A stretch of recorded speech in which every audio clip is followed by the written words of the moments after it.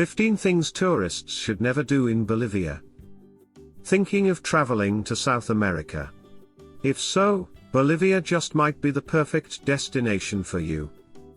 As the most elevated country in the continent, Bolivia offers travelers the most amazing panoramic views from its highest peaks.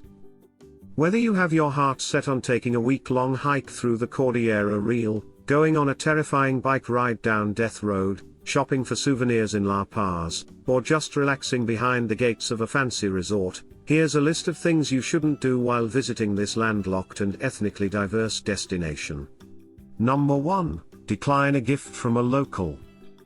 If a Bolivian offers you any kind of gift, it's pretty much compulsory to accept it. Politely denying the generosity of a local is considered extremely rude, and could even be regarded as a personal insult. So no matter how crappy, or unwanted your new present may be, just smile and say gracias. Number 2. Drink the tap water.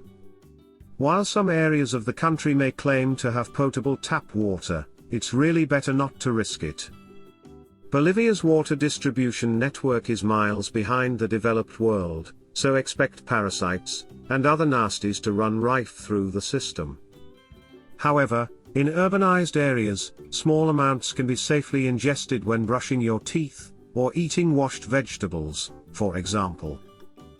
Number 3. Forget to rug up on an overnight bus. The biggest mistake a person can make when traveling overnight in Bolivia is forgetting to pack plenty of warm clothing. Outside, nighttime temperatures in the Andean highlands dip well below freezing, and there is almost never any onboard heating to rely on. So do as the locals do, and wear as much clothing as possible when boarding an overnight bus. Number 4. Go out drinking the night before a death road tour. Plenty of rowdy backpackers see getting pissed the night before this notoriously dangerous tour as a badge of honor. In reality, it's downright stupid and incredibly dangerous. You'll need your wits about you on this terrifying descent, so lay off the beers the night before, if you want to survive the world's most dangerous road. Number 5. Disobey the Zebras. The downtown neighborhoods of any large Bolivian city are a chaotic mess of beeping taxis and snarling buses jostling for position. Thankfully, a team of friendly zebras hit the streets each day to bring some order to the madness. Follow their lead, and you'll be fine. If not, expect to be publicly humiliated in front of a crowd of laughing locals. Number 6. Take photos of the locals. Many indigenous Bolivians, who form the majority of the population, don't really fancy having their picture taken, and this is especially true among the more traditional and elderly members of society who also happen to be the most photogenic. Always ask permission before snapping a pic, and don't be surprised if you have to pay. Number 7. Expect top-quality customer service. Customer service is also very casual in Bolivia, with many waitstaff and shopkeepers coming across as rather apathetic by Western standards. Before getting angry and writing a scathing review on TripAdvisor, remember that many of these workers put in long hours for very little pay. There is also just not the same cultural importance on customer service as you would find in the developed world. Number 8. Believe the undercover cop who wants to search you for drugs. These are the notorious fake police who want nothing than to lead you to a secluded area and relieve you of your belongings. The real police will only bother a tourist in the obvious event of a crime, so don't believe these fraudsters no matter how convincing they seem. If they continue to insist, just make a scene and watch them disappear. Number 9. Expect to pay with a credit card. Cash is king in Bolivia, with only a few upscale shops, hotels, and restaurants that have the facilities to accept cards. ATMs are plentiful in the cities, however, so this shouldn't be a big problem. Number 10. Don't use unmarked taxis, especially after dark. Many criminals drive around in cars that look like taxis, some actually are, and once a tourist enters the vehicle, they're taken to a remote place and relieved of their money and belongings. El Alto Airport, in La Paz, is also famous for fake taxis that prey on unsuspecting tourists.